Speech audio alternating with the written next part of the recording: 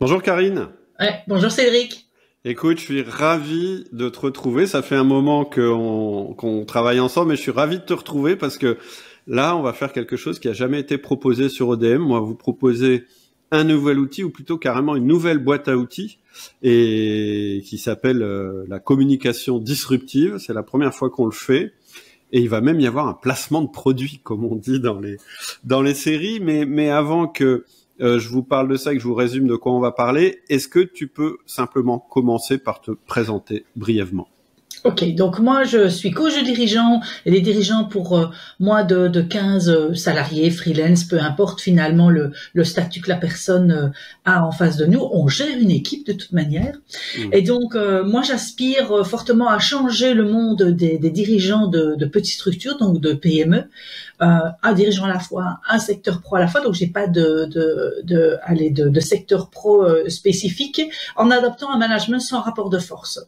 Et c'est pour ça qu'on est également dans de la communication disruptive. C'est pour pouvoir aller vers un management sans rapport de force. Et donc moi j'accompagne des dirigeants finalement à hacker leur communication pour débloquer leur équipe, et en travaillant en 4 piliers, qui est le charisme, la communication disruptive, la collaboration performante d'équipe et le casting de niche. Et aussi, et on a fait un podcast pour ça, c'est le podcast 384, qui est le marketing de recrutement, qui est aussi de disrupter la manière dont on recrute, d'utiliser le marketing de recrutement afin de murmurer à l'oreille des bons candidats. Génial. Et d'ailleurs, ta technique de recrutement, elle a aussi fait l'objet, si je me trompe pas, d'une partie de la formation qu'on propose sur le recrutement. Exact, totalement. Il y a un bonus où je donne toute une conférence avec toute la méthodologie et je donne des exemples. C'est hyper concret. Tout à fait. Mais c'est pas de ça qu'on va parler aujourd'hui. Aujourd'hui, on va parler de communication disruptive. Et bon, on voit qu'on est en phase. Hein, c'est pour ça qu'on a travaillé ensemble sur le sujet. D'abord parce que moi, je suis pas spécialiste du sujet, mais ensuite parce que on est tous les deux dans l'idée de proposer une méthode de management qui soit efficace, qui fonctionne, mais qui soit aussi éthique et qui soit le moins possible basée sur un rapport de force. Donc, pourquoi j'ai voulu qu'on travaille spécifiquement sur la communication disruptive? Parce que en fait, on a une technique qui s'appelle le feedback chez Outils du Manager. Hein. Donc le feedback, le principe, c'est de dire à notre collaborateur ce qui doit être corrigé dans son comportement ou ce qui doit être renforcé dans son comportement, de décrire l'impact et de demander au manager de faire évoluer son comportement. Et dans 80% des cas, c'est une technique qui fonctionne et qui fonctionne très très bien. On a je dirais une spirale positive qui se met en place et petit à petit, on a un collaborateur qui va devenir de plus en plus performant, avoir les meilleurs comportements possibles, etc. Mais ça marche pas à tous les coups.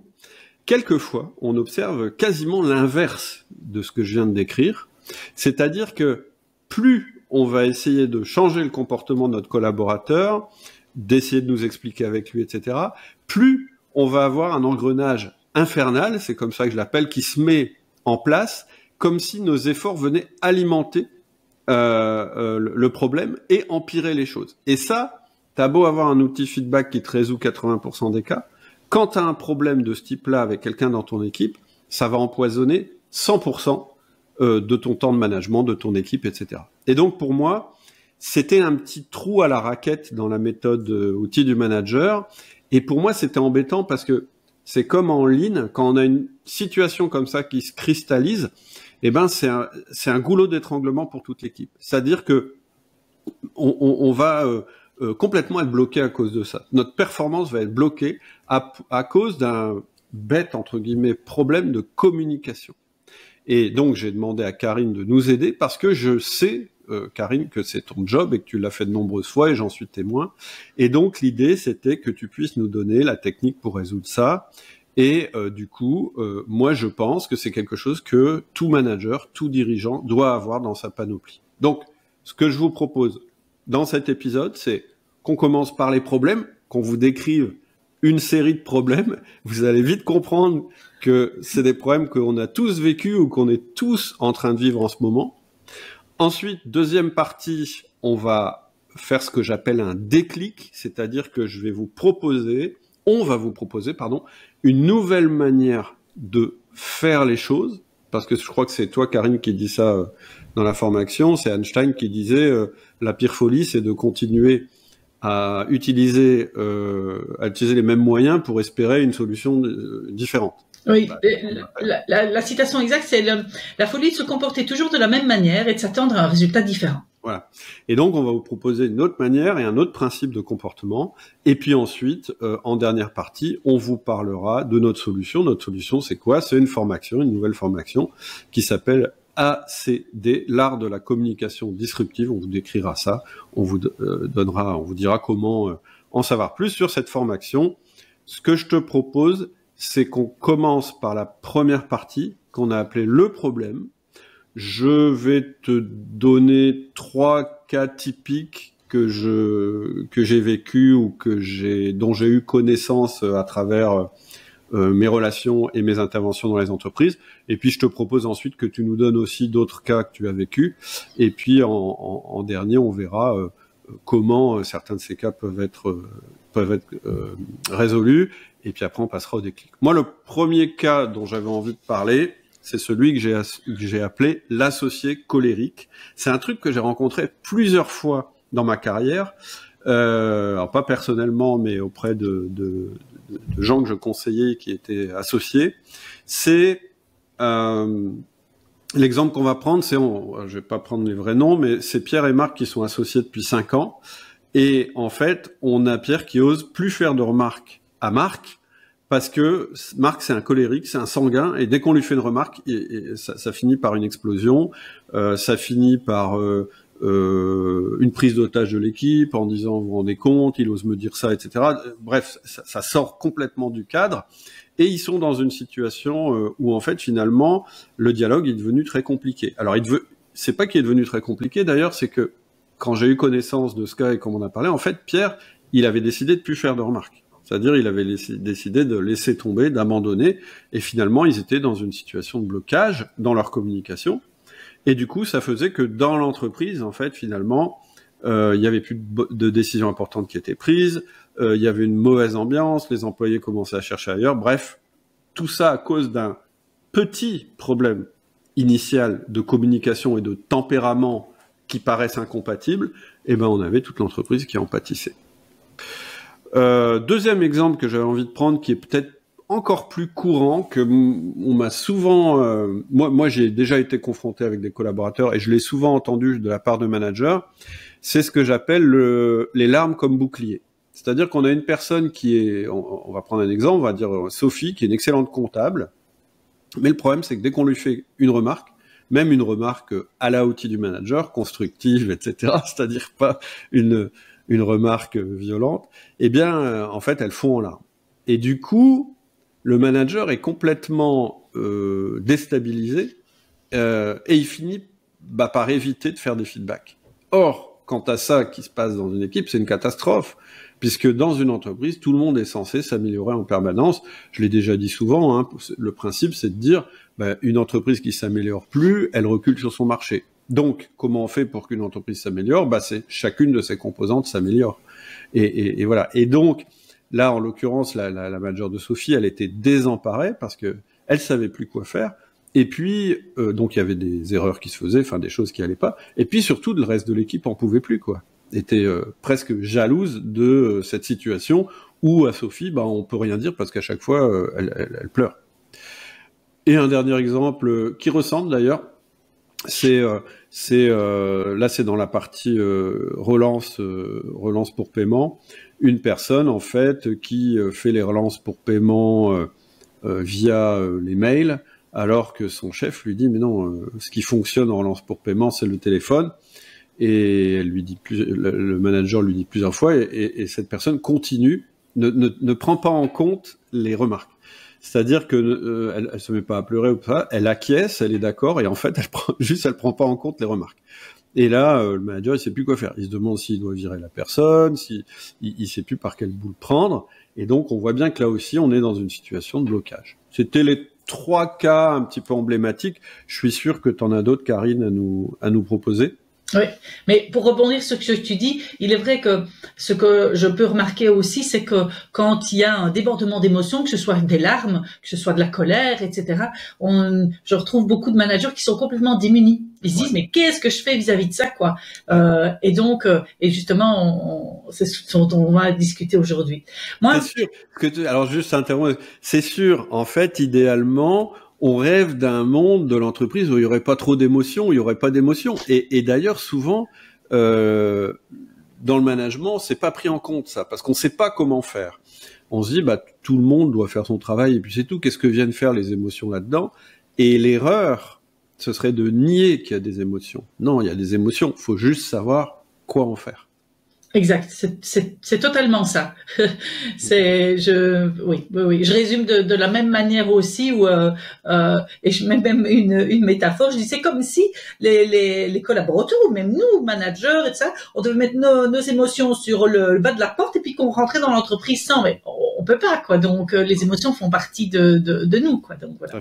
Moi, ce que je vis en tous les cas avec une cliente à l'heure actuelle, c'est le critiqueur professionnel. Elle m'a envoyé dernièrement un WhatsApp, elle me dit Karine, je n'en peux plus, qu'elle me fait et idem, moi j'ai mis d'autres noms. Donc Jean est un nouvel employé depuis quelques mois. Il est revendicatif, il critique tout, quoi. Il rouspète sur les tâches qui lui sont assignées. Il critique le fait que elle est assez pushy finalement sur le respect des délais et que elle est tout le temps à revenir là-dessus, etc. quoi. Elle me dit je n'en peux plus. C'est plus possible d'être comme ça. Et donc, en plus qu'elle me dit, il est tout le temps de mauvaise humeur, je n'en peux vraiment plus, tout ça. Et ça commence à contaminer le reste finalement du bureau. Et, j'ai une mauvaise langue, je dirais, en fait, c'est un Français. Ah, je n'oserais pas aller sur ça. Oui, parce qu'il faut savoir que Karine est belge. Oui, c'est ça s'entend directement. Hein, de toute manière, il n'y a pas besoin de le savoir. Aller chercher plus loin. Et donc voilà quoi. Il ose dire devant elle, c'est déjà une chose. Il le fait pas derrière elle, mais elle me dit, voilà, elle est complètement démunie, elle est agacée, elle est énervée, et elle me dit, je ne sais plus quoi faire parce que je reçois ces critiques. Et soit elle lui répond, ben c'est comme ça, c'est le boulot, ou alors elle lui répond, mais elle lui répond pas, quoi, finalement. Elle est bouche bée. Et elle me dit, mais finalement, qu'est-ce que je fais? Et donc, derrière, elle pète un câble, quoi, complètement. Voilà, c'est ça. Alors, une chose qu'on me raconte très, très souvent, c'est les cours de... Juste, ça me fait penser, il y a un article qui vient de sortir dans les Échos, je l'ai pas lu encore, mais je trouve le truc très intéressant parce que c'est un truc que j'ai remarqué depuis longtemps. On parle de harcèlement des managers envers leurs collaborateurs et il y a un trend qui est pas du tout étudié et qu'on constate de plus en plus, c'est un harcèlement à l'envers, c'est-à-dire des collaborateurs envers leurs managers. Et je pense que ça va être intéressant. Ce que tu décris là, ça ressemble assez fort à ça. Voilà, c'est souvent dans les deux. Il y a quelque chose qui se passe dans les deux sens, hein, parce que bon, voilà quoi. Mais je ne rentre pas dans la technique de communication et dans la science de la communication, mais c'est voilà. Le deuxième, c'est la cour de récré.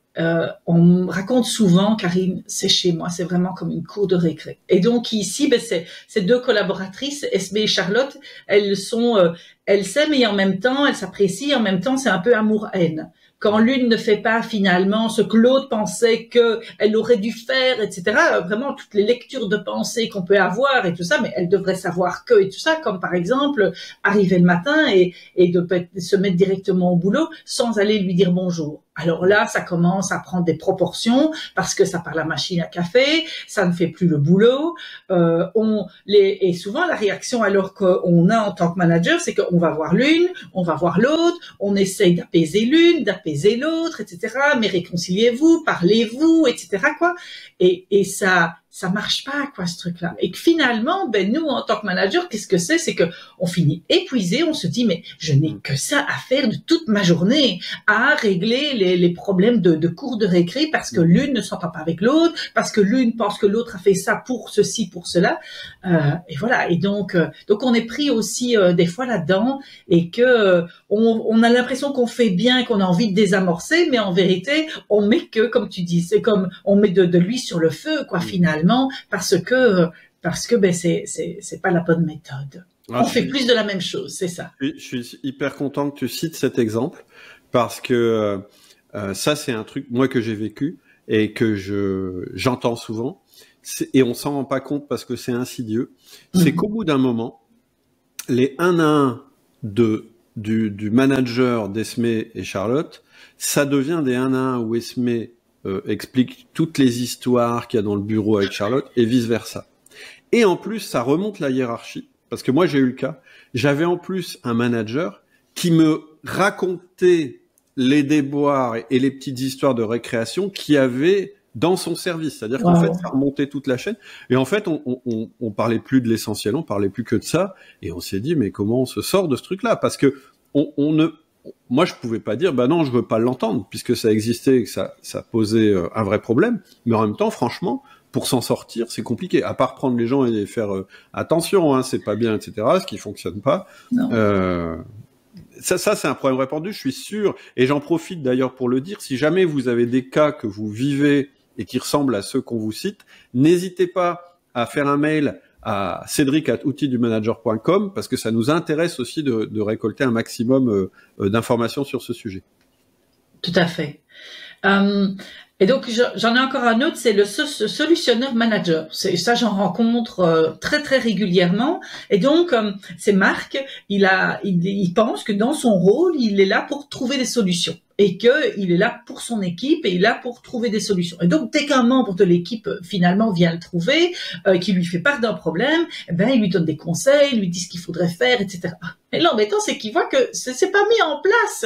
Il n'y a pas d'action après. Et que finalement, ça reste lettre morte. Et donc, ben, c'est agacé, quoi, mais de pourquoi est-ce qu'ils ne mettent pas ça en place? Pourtant, je leur ai dit comment il fallait faire, ils sont venus me trouver, etc. Ou même quasi, ben, quand ils n'osent plus partir parce que ben, ils ne savent pas trouver leurs problèmes eux-mêmes. Et donc, il est là pour trouver les problèmes et tout ça. Et donc, c'est épuisant d'être comme ça. C'est épuisant parce qu'on a l'impression que ben, on n'aura jamais une équipe qui est autonome. On n'aura jamais une équipe qui va savoir se débrouiller seule et qui va savoir régler leurs problèmes entre eux.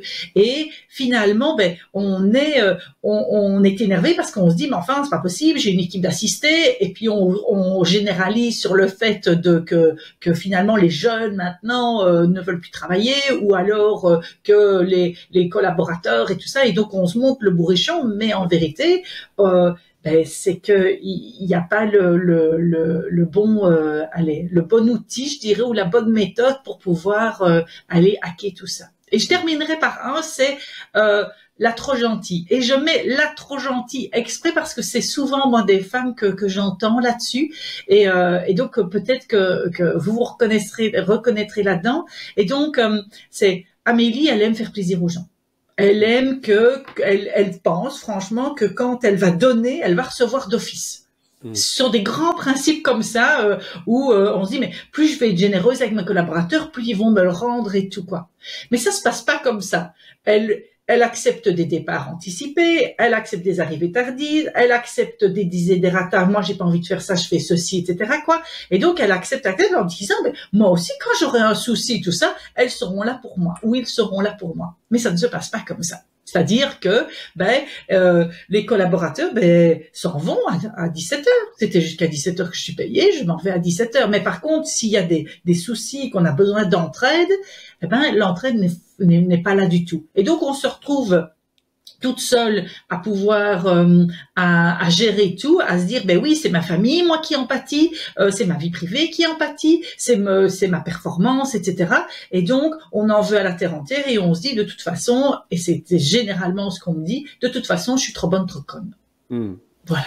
Ça c'est le danger en fait quand on est dans une situation comme ça, c'est que ça va créer ce que moi j'appelle les managers déçus.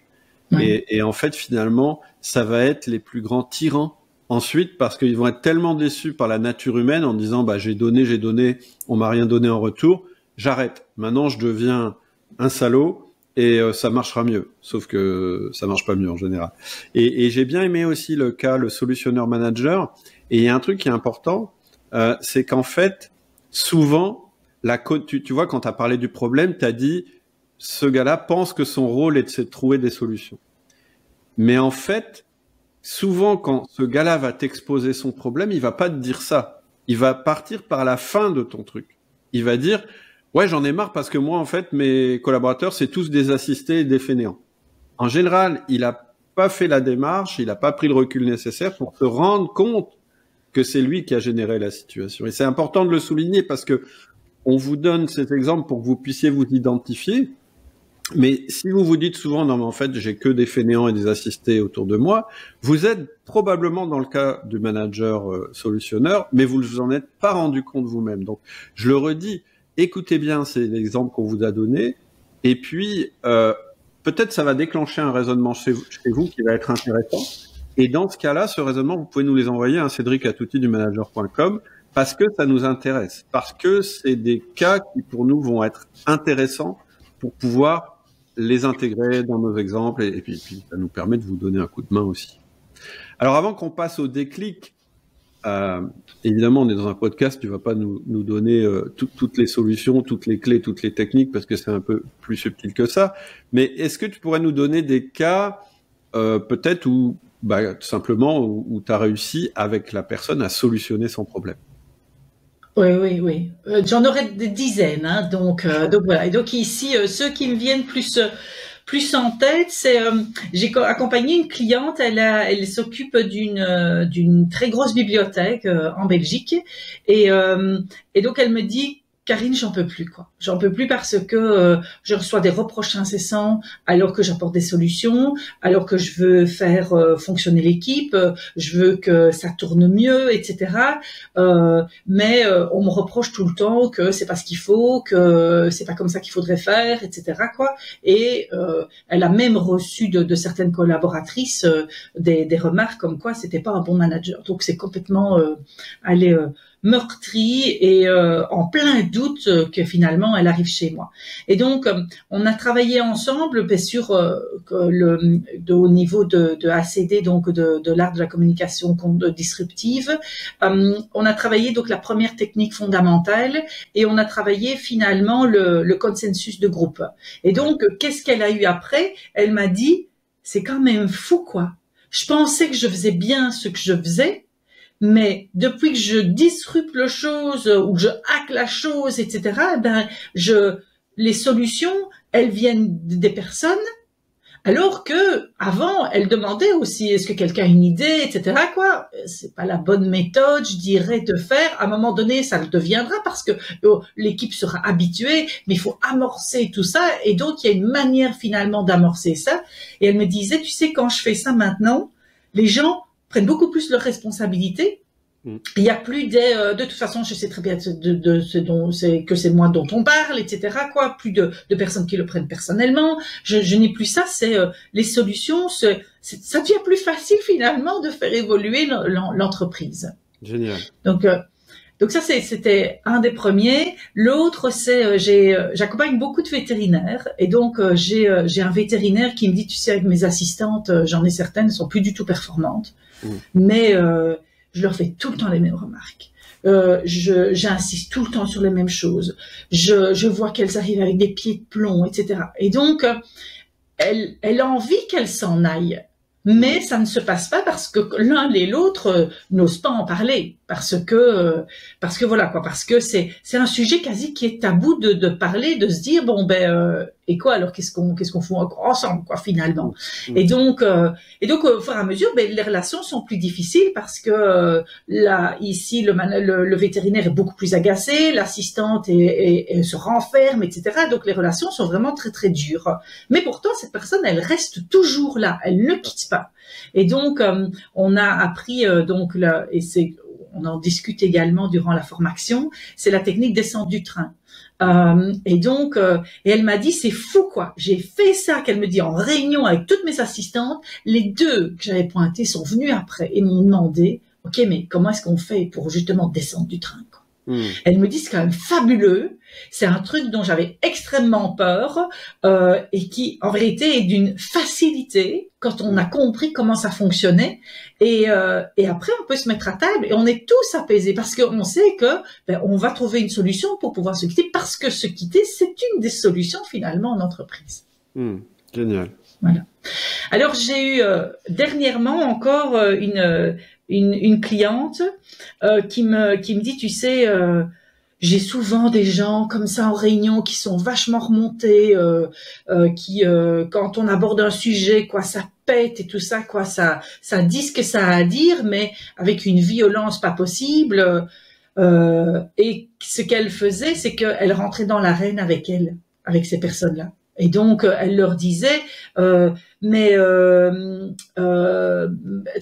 justifiait, elle rentrait dans l'art, etc., quoi, elle recadrait, etc., mais ça n'arrangeait pas la situation. De toute manière, elle me dit, je sais très bien qu'il y a beaucoup de frustration et que j'ai pas l'impression d'avoir la bonne méthode pour pouvoir le faire. Et ici, ce qui s'est passé, c'est que, elle a appris à faire autrement. Et à pouvoir les reprendre quand elle est en 1 à 1 de manière beaucoup plus apaisée. Mais tout ça, ça a été travaillé avant pour qu'elle puisse réaborder ça, parce que finalement, quand on a des réactions comme ça chez les autres personnes, c'est comme on est des éponges aussi. Et donc, on va avoir ça on va le capturer finalement, et c'est de savoir, mais comment je me démêle de ça, comment j'arrive à prendre plus de la distance, etc., pour pouvoir réaborder ça. Et alors, tout à l'heure, on parlait justement des émotions, et j'aimerais bien en aborder justement un avec une cliente également que j'ai eue, où elle était très très réactive, hyper réactive et tout. Donc, elle me dit, je suis complètement impulsive, etc. maintenant et tout, quoi. Et ça commençait vraiment à lui poser vraiment beaucoup de soucis. Et donc, et c'est ce qu'on voit également dans ACD, c'est comment utiliser les émotions. Comment utiliser ses propres émotions, de comprendre comment elles fonctionnent et de trouver l'antidote pour pouvoir la traverser. Et donc ça, c'est quelque chose qu'elle a fait, et elle m'a dit, waouh, quoi, je suis transformée, quoi, je ne réagis plus de la même manière. Et à un des coachings individuels qu'on a eu ensemble, elle était là et elle faisait la danse de la joie, quoi, parce qu'elle me dit, j'y suis arrivée et tout ça, quoi. Donc voilà, donc c'est vraiment vraiment génial de pouvoir voir ces transformations-là. Alors sur les émotions, mais je vais pas en parler maintenant parce que je veux pas perdre le fil de ce qu'on se dit, mais moi j'ai un ou deux trucs qui m'ont quand même scotché quand on a fait justement les techniques liées aux émotions. J'en reparlerai plus tard. En fait, bon, c'était la partie problème. Alors encore une fois, je dis, on n'a sûrement pas complètement vu toute la palette des problèmes de communication qu'on peut avoir, mais quand même on peut voir des points communs dans tout ce qu'on a dit, et probablement maintenant, si je vous donne le principe, le déclic, ça va peut-être pouvoir vous aider à voir le problème d'une manière différente. En fait, ce qu'on voit dans tous les exemples que tu décris, c'est qu'il y a ce qu'on appelle un jeu psychologique qui s'est mis en place. C'est-à-dire, c'est un truc qui s'auto-alimente.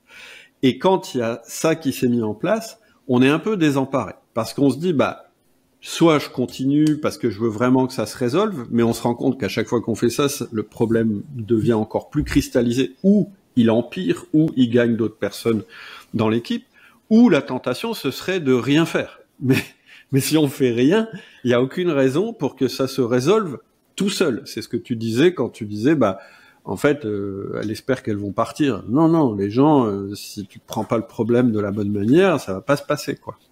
Et en fait, le truc, c'est vraiment de réaliser qu'il n'y a qu'une seule chose qu'il est possible de faire dans ces cas-là, c'est de faire exploser ce jeu psychologique.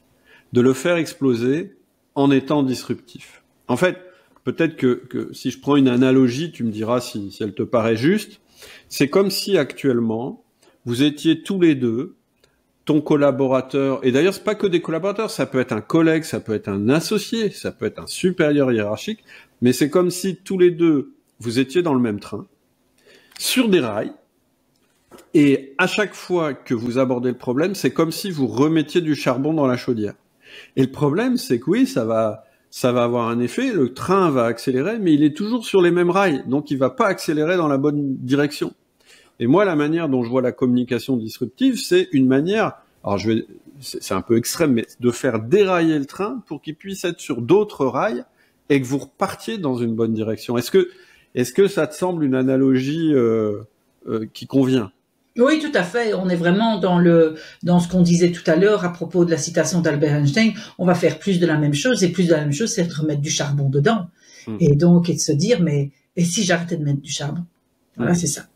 Voilà. Okay. Et de prendre également parce que il va se passer autre chose. Et c'est cette autre chose qui va être intéressante. Ok.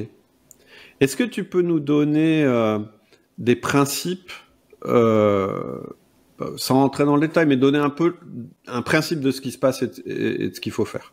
Ok. Donc, moi j'aime bien j'explique, et c'est ce qu'on a expliqué dans un CD également, c'est le principe de la barque.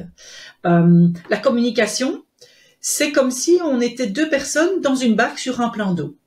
Et donc, une barque, c'est pas fragile, mais c'est sensible. Et l'eau, c'est aussi hyper sensible également comme matière. Et donc, quand l'une personne se penche d'un côté, qu'est-ce que fait l'autre personne pour garder l'équilibre? Elle se penche de l'autre côté. Quand une personne se lève, l'autre va également devoir rééquilibrer parce que c'est hyper sensible une barque, d'accord? Et donc, quand la communication va bien, c'est vraiment génial parce que ça se fait naturellement. On compense, on va d'un côté, on va de l'autre et tout ça. Et donc, c'est top. Mais c'est quand plutôt les relations sont mauvaises. Mais qu'est-ce qu'on fait? On fait toujours ça. On essaie de compenser ce que l'autre fait parce que on a envie de garder quand même cet équilibre. Même si cet équilibre, il est toxique, s'il est néfaste et tout ça, s'il est malsain et tout ça, on va rester dans cet équilibre-là. Alors que le but, c'est de sortir de cet équilibre puisqu'il est toxique. Et donc, la solution, ça va être quoi? C'est d'oser finalement laisser l'autre tomber à l'eau. Et donc, qu'est-ce que ça veut dire, oser faire l'autre va prendre la décision s'il a envie de tomber ou pas. Mais moi, je vais rester ancré de l'autre côté. Ancré dans, c'est pas fermé, hein, c'est vraiment ancré dans le sens où, oui, mais je vais plus continuer, moi, à alimenter, finalement, toi tu parlais de la chaudière, mais je vais pas continuer à alimenter ce déséquilibre et qui devient vraiment super angoissant et tout ça parce que on a peur de tous les deux, finalement, tomber à l'eau, on n'a pas envie de ça. Donc, je vais, moi, rester ancré de l'autre côté. Et donc, si l'autre a toujours envie de s'exciter, de faire ce qu'il fait, etc., s'il a envie de tomber à l'eau, il tombe à l'eau. Et donc, ce qu'on va remarquer, c'est que c'est la chose que l'on veut éviter depuis toujours. Et donc, on va accélérer finalement le processus en disant, mais si tu as envie de tomber à l'eau, vas-y, je t'invite à le faire maintenant. Et non d'attendre que, franchement, le bateau, enfin la barque plutôt, soit complètement déstabilisée pour que ça se passe et que même moi, je sois égratignée dans le cas. Et donc, j'ai un exemple ici. On est dans l'argument et le contre-argument. On a beaucoup, hein, ça. L'homme donne un argument, moi je lui donne un autre argument, etc. Et donc finalement, qu'est-ce qui se passe? C'est notre ego qui parle. Hein. On ne veut pas lâcher, on ne veut pas baisser la garde par rapport à l'autre. On est vraiment là dans un rapport de force. Donc la solution, c'est d'aller vers ce qui est non dit. On l'a vu avec les collaboratrices pas performantes et tout ça. La technique de descente du train, c'est ça. C'est d'aller vers ce qui est non dit, de pouvoir identifier. Mais finalement, entre tout ce qu'on est en train de s'échanger, c'est quoi le réel problème, etc. Et donc, finalement, qu'est-ce qui va se passer? C'est qu'on va trouver le vrai problème et chacun, finalement, sa responsabilité dans le problème. Et donc, c'est souvent quelque chose qu'on ne veut pas voir et qu'on va commencer à entrevoir et qu'on va pouvoir trouver finalement une solution. Et c'est n'importe quelle solution. Hein. C'est ça aussi sur lequel il faut être, il faut s'entendre.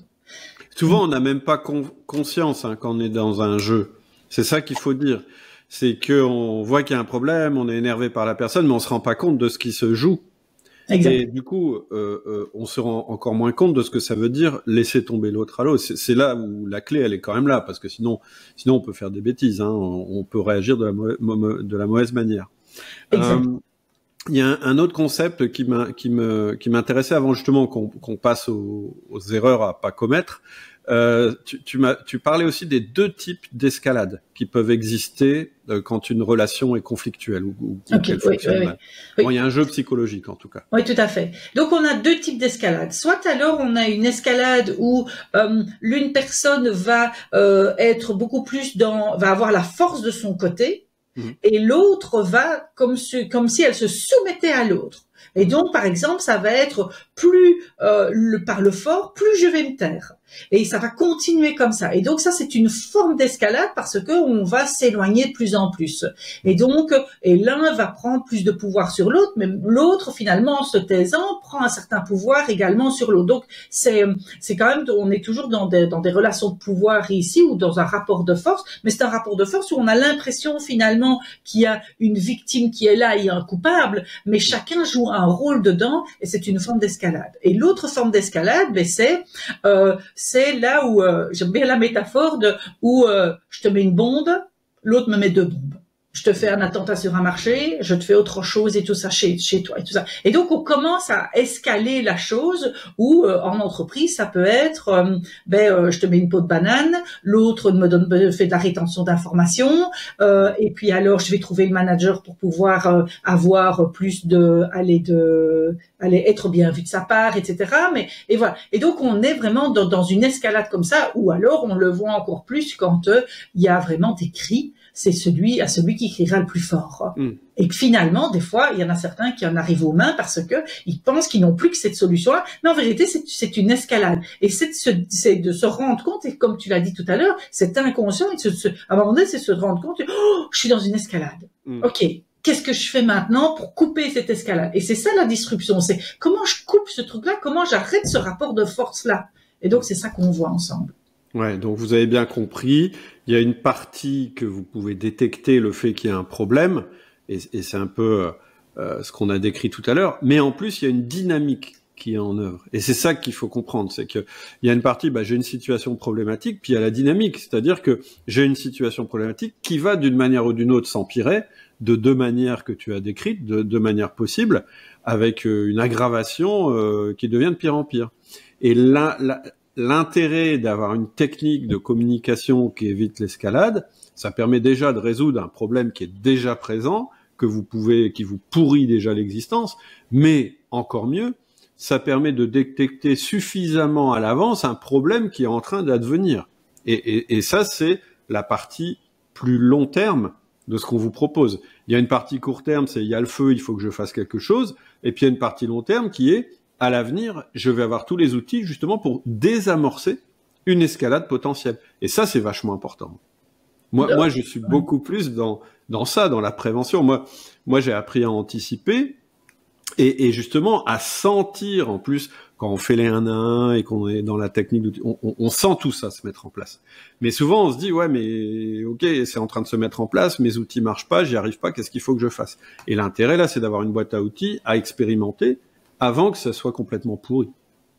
C'est totalement ça, si je peux me permettre, c'est totalement ça. Dès qu'on sent qu'il y a un malaise, qu'on se sent pas bien, etc., qu'on commence à y réfléchir, c'est que c'est en train de s'installer. Ouais. Et que là, alors, c'est de se dire, OK, le rapport de force est en train de se mettre en place, il est temps que j'agisse, mais voilà, et c'est pour ça qu'on a créé cette formation. Est-ce qu'il n'y a pas aussi un petit disclaimer à faire, c'est-à-dire est-ce qu'il n'y a pas des techniques de disruption, de communication ou des mauvaises méthodes? Parce que souvent, moi, quand je parle de cette manière de faire, les gens m'ont dit non, mais j'ai déjà essayé. Et en fait, ce qu'ils me décrivent, c'est pas du tout. C'est des erreurs. C'est-à-dire que le problème, c'est que quand on s'adresse à un problème qui est déjà un peu je dirais infecté, et on risque de faire pire que mieux. Est-ce qu'il y a des mises en garde ou des techniques qui fonctionnent mal Mais, tu sais, dans la formation, on parle de questionner. Et donc, des personnes, finalement, me disent, mais je pose des questions. Oui, ils demandent, ça va, t'as compris? L'autre répond, OK. Ouais, c'est pas une question, ça. Et c'est pas une réponse non plus, quoi. Et je dis, c'est normal que ça ne fonctionne pas, je dirais. Voilà, parce que, voilà. Et donc, il y a aussi, c'est ce qu'on explique dans la formation, c'est que, oui, mais moi, je sais écouter. Ah ouais, tu penses que tu sais écouter, toi? Mais je veux dire, et puis quand on analyse, on va plus loin et vous le verrez dans la formation avec on se rend compte, ah non, en vérité, j'écoutais pas du tout. Ah ben je dis non, t'écoutes pas du tout, quoi, parce que écouter, ce n'est pas ça, quoi. Donc voilà. Et donc il y a certaines ça, et puis alors oui, j'ai déjà essayé. Ben on va tomber dans la manipulation malsaine, c'est-à-dire qu'on va utiliser l'outil, mais seulement pour mon bénéfice à moi. Pas pour le bénéfice également, pour l'autre et pour moi. Je sais que c'est bénéfique pour lui et pour moi. Par exemple, quand je vous ai parlé de la problématique de se quitter, mais la personne, le collaborateur, il est mal dans cette situation-là. Il dort peut-être plus, il en parle peut-être tout le temps à la maison et tout ça. Mais c'est vrai que nous, on voit notre côté, c'est-à-dire il n'y a pas de la performance, elle fait des erreurs, je dois rattraper derrière, etc. On voit notre côté, mais de l'autre côté, il y a également la même chose, et que c'est de se dire oui, mais je vais essayer de la pousser, etc. quoi, parce que c'est quand même pour son bien, mais le but, c'est quand même d'en discuter pour qu'on puisse repartir chacun de chaque côté. Et donc, c'est ça aussi que je me dis. Et donc pour moi, la méthode qu'on vous apporte, c'est vraiment comme faire de l'aïkido. Donc, je vais utiliser la force de l'autre pour pouvoir faire chavirer le truc qui est en train de se passer, pour pouvoir repartir autrement. Les arts martiaux ne sont pas faits pour pouvoir attaquer. Ils sont faits pour pouvoir arrêter justement la chose. Et c'est ce qu'on vous propose. Puis ce qui est important, c'est de dire que tes techniques, elles sont basées sur l'école de Palo Alto et donc de l'analyse systémique. Et quand on est en analyse systémique, à aucun moment on essaye de modifier l'autre, de le changer.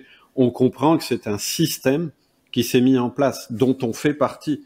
Et l'idée, c'est de s'extraire de ce système qui est délétère avec l'autre personne. Donc en fait, en aucun cas, on va vous proposer des techniques pour détruire l'autre ou etc., etc. On va vous proposer des techniques pour résoudre le problème commun que vous avez avec cette personne.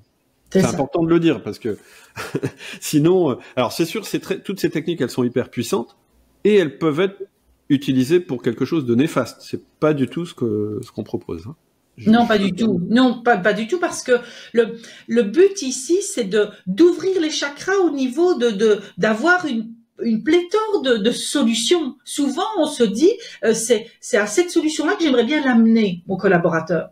Oui, mais c'est peut-être pas la bonne solution dans le cas que vous avez. Et donc, c'est d'ouvrir le champ et pouvoir se dire, mais non d'une pipe. C'est vrai que j'y avais jamais pensé et tout ça, et que parce que nous aussi on a des œillères, et c'est d'ouvrir ça parce que il y a d'autres choses qui vont par conséquence amener plus de performance, amener une meilleure collaboration, une entraide, de travailler sur certaines valeurs et tout ça, mais pas de les travailler des fois en direct. Donc moi ce que j'aime dire, c'est que le chemin le plus direct n'est pas toujours la ligne droite. En fait, moi, c'est aussi de là qu'est venue l'idée de faire une formation, parce que bon, voilà, moi je t'ai vu agir auprès de beaucoup de cas différents, et j'ai remarqué que tu avais des techniques, que tu avais des outils, etc. Et je me suis dit que l'idée, ce serait justement de proposer ces outils et ces techniques sous la forme d'une espèce de mode d'emploi qu'on va vous proposer. Donc on peut peut-être parler de ça, puisque on lance cette formation là cette semaine. Donc c'est la formation s'appelle ACD, l'art de la communication disruptive. Et comme d'habitude, on va vous proposer, juste pour décrire je dirais le produit auquel vous pouvez avoir accès. Classiquement, comme on le fait chez Outils du Manager, ça va être sous la forme de vidéos structurées, très pragmatiques, mais pas seulement, et qui vont être accessibles à vie, et de fiches pratiques et d'exercices à faire et de tests à faire auprès des personnes avec qui vous avez des problèmes. C'est la première partie de ce qu'on propose. Le plan, il est assez classique. Première partie, on vous donne la théorie pour comprendre. Alors, quand je parle de théorie, je parle pas de trucs fumeux, et c'est pour ça que je trouvais important que vous puissiez entendre Karine parler, parce que elle a toujours des exemples, elle a toujours des explications, des métaphores qui aident à mieux comprendre la théorie. À aucun moment, on va vous faire des graphiques avec des flèches et des machins comme ça. Non, on est vraiment dans quelque chose de très pragmatique. Les 2 modules suivants vont être sur 2 compétences fondamentales qu'il faut absolument acquérir, justement pour pas faire d'erreur et pas se tromper de diagnostic. Parce que le pire que vous puissiez faire, c'est vous tromper de diagnostic et pas utiliser le bon outil. Là, ça, évidemment, ça va pas marcher. C'est pas dramatique dans la plupart des cas, mais c'est dommage parce que ça va plutôt vous éloigner de la solution. Donc, il y a 2 techniques fondamentales à maîtriser.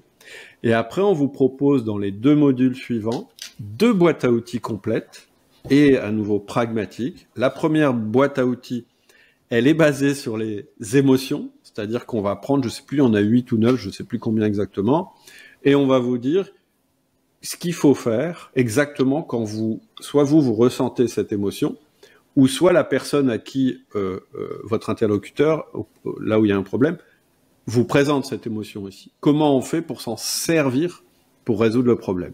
Donc, un module sur comment une boîte à outils sur les émotions. Et la deuxième boîte à outils, c'est sur les situations.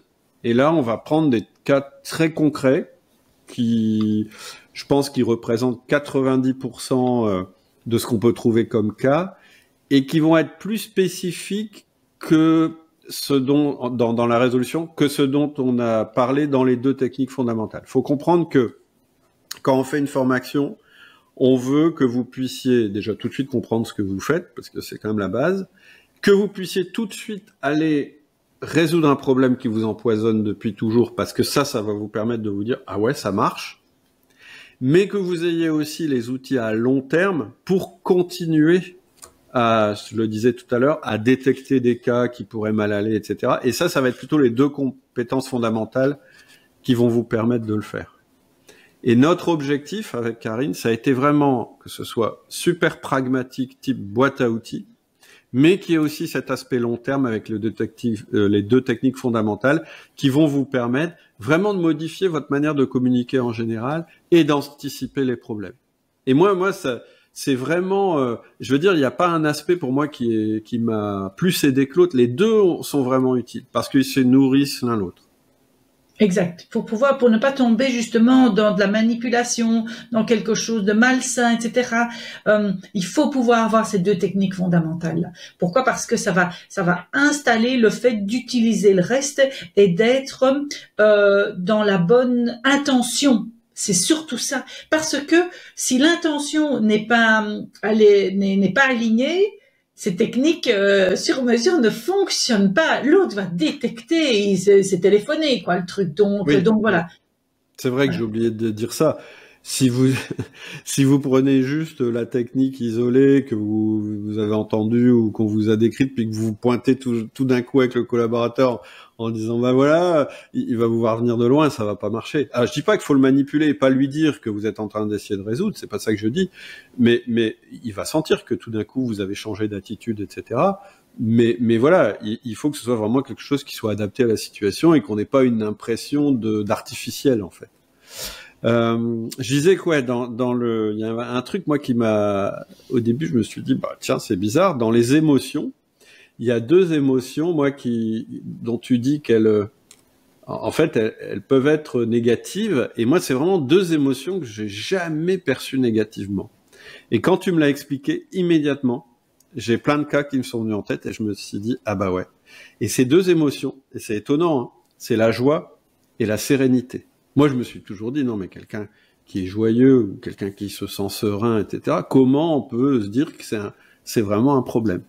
Et dans la formation, tu expliques, bah si, dans certaines circonstances, alors je sais pas si tu veux élaborer là-dessus, mais ouais, tu m'as complètement convaincu et je me suis retrouvé dans des cas où moi, voulant trop faire preuve d'une de ces 2 émotions, en fait, je me rendais pas service et je rendais pas service aux autres.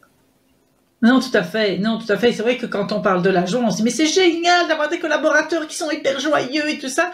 Mais la joie, si vous avez regardé, vice versa, vous vous rendrez bien compte que la joie, elle permet pas tout. Et qu'à un moment donné, elle peut bloquer le processus de fonctionnement finalement d'une entreprise. C'est comme tu as une formation aussi qui parle du disque. Quand on est beaucoup dans la joie, donc beaucoup dans le jaune, etc., mais ça permet pas tout finalement. On a besoin des 3 autres couleurs finalement également. Et donc c'est ça, c'est de se dire ok, mais finalement quand on pousse la joie à beaucoup plus fort, qu'est-ce qu'elle ne permet pas? Et des fois, alors, et j'ai des cas de clients qui m'ont déjà dit, quand je leur présentais ça, ils me disent, mais oui, Karine, c'est vrai que moi j'ai une personne et elle prend toute la place, etc. quoi, et c'est plus possible et tout ça. Et j'arrive pas à la canaliser parce que on a honte aussi de pouvoir canaliser cette joie et tout ça parce que elle est perçue comme il faudrait que tout le monde soit joyeux, heureux et tout ça quoi. Hein, le concept du bonheur au travail que je n'adhère pas du tout puisque à un moment donné ça devient dans ce concept-là quand il est mal utilisé, c'est que si tu es malheureux, c'est que tu as un problème. Et donc, c'est de se dire, et quoi alors? C'est ça la chose. Et donc ici, c'est de rester sur cette intention et sur le fait que ce n'est jamais qu'un chemin finalement sur lequel on est et pas une finalité et que les autres émotions sont là également et elles sont toutes nécessaires pour bien fonctionner. Et sur la joie, effectivement, tu peux avoir honte de ça, ou même pas. Moi, j'avais pas vraiment conscience que c'était un problème. Je m'en rendais pas compte. C'est en écoutant, et ça, c'est un truc que je vous conseille dans la formation. C'est les trucs sur les émotions. Vous pouvez tout à fait les écouter tous, même en faisant autre chose, hein, en audio. Parce que moi, par exemple, c'est un truc quand j'ai vu joie, bon, ouais. Et puis après, quand on en a parlé, j'ai fait ah ok, ouais. Donc ouais, il y a peut-être un sujet là pour moi. Et donc donc déjà on n'en a pas forcément honte, des fois on n'en a même pas conscience qu'il y a un enjeu qui se joue à ce niveau-là. Et surtout on ne sait pas comment faire.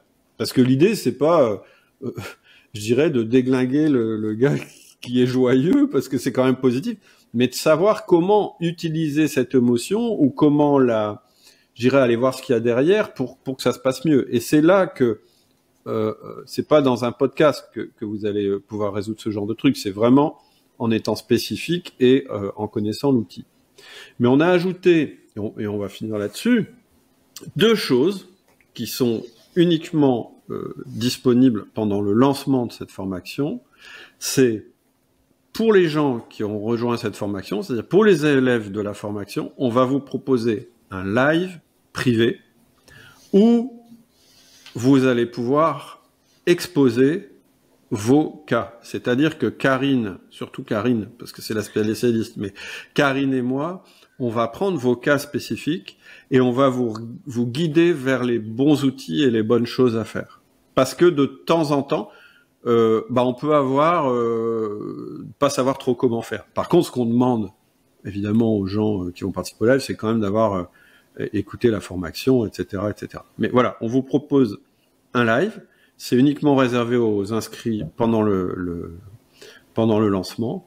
Et par ailleurs, ce qu'on propose aussi, ce qu'on donne aussi en bonus, c'est la communauté ACD. C'est-à-dire que vous allez avoir une communauté spécifique disponible 24 heures sur 24 sous la forme d'un forum où vous allez pouvoir exposer vos problèmes ou expliquer comment vous avez résolu tel ou tel problème et échanger là-dessus, demander de l'aide là-dessus aux membres d'outils du manager et à Karine, mais aussi aux autres participants. Parce que quand il s'agit des émotions, je trouve que c'est intéressant de pouvoir les partager entre nous, mais dans un contexte privé, c'est-à-dire entre personnes qui ont envie de résoudre ce problème et qui ont les mêmes techniques.